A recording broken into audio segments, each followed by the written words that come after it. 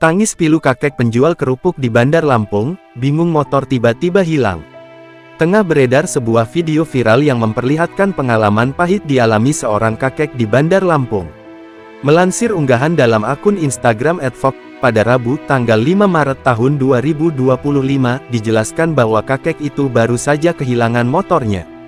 Tampak pria yang berprofesi sebagai penjual kerupuk itu terlihat amat bingung.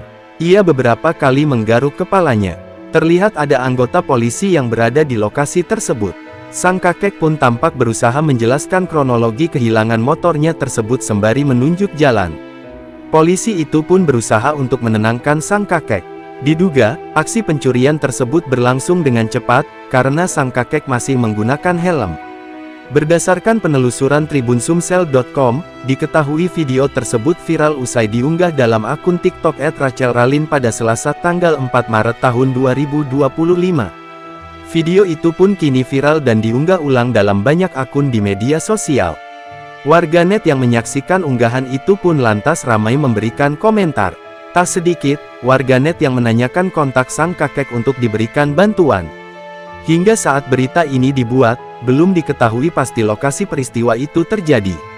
Pihak tribunsumsel.com masih mencari informasi yang lebih mendalam terkait video viral tersebut.